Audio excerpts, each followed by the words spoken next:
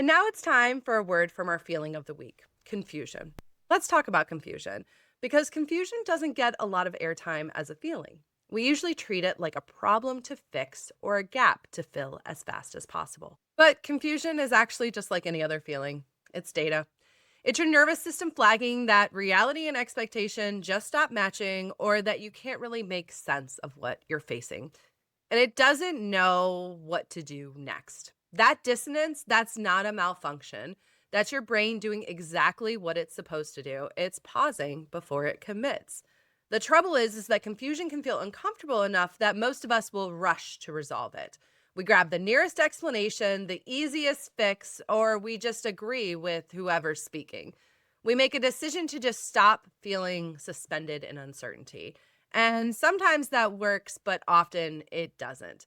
Because sometimes we're choosing our certainty over accuracy.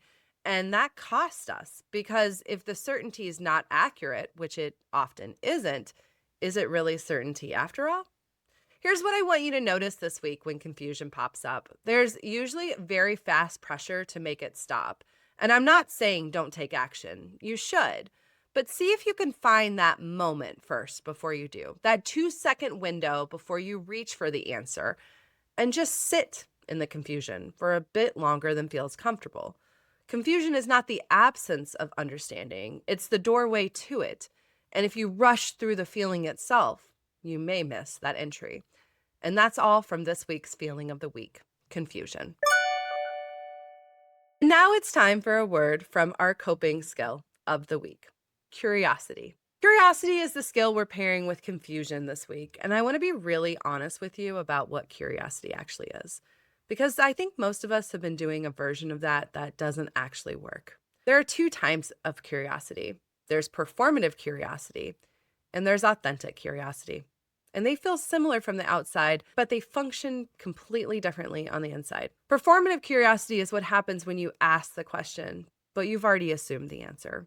You're going through the motions of being open, nodding, saying, "That's interesting," maybe even believing that you're genuinely exploring.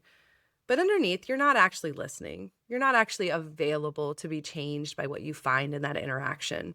When we just engage in performative curiosity, it just becomes self-image maintenance, hollow.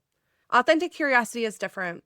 It requires a real willingness to not know, to sit in the humility and humbleness of letting the information land before you categorize it, to ask a question and mean it, which means accepting that the answer might actually shift for something for you, or might actually cause you yourself some discomfort.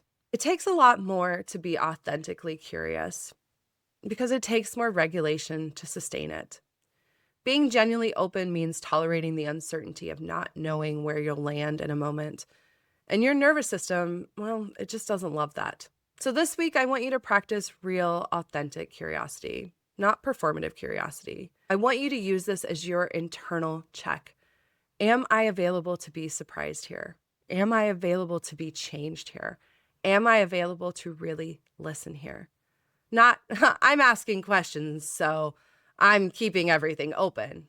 But am I actually willing to not know the answers, or willing to know the truth of the answers without them being varnished? If the answer is yes, that's authentic curiosity. And that's the version that does real work for you, for your relationships, and for our world. And here's why it matters in the context of confusion. Confusion is the exact moment when authentic curiosity becomes possible, because you haven't resolved it yet. You haven't picked a side. The doorway is still open. Curiosity is how you walk through it, deliberately, not just with whoever pulls you through first or whatever answer you think fits the narrative best, but really by sitting in the fact that you don't know everything. And when we listen to each other, we can learn so much more. And that's all from this week's Skill of the Week: curiosity.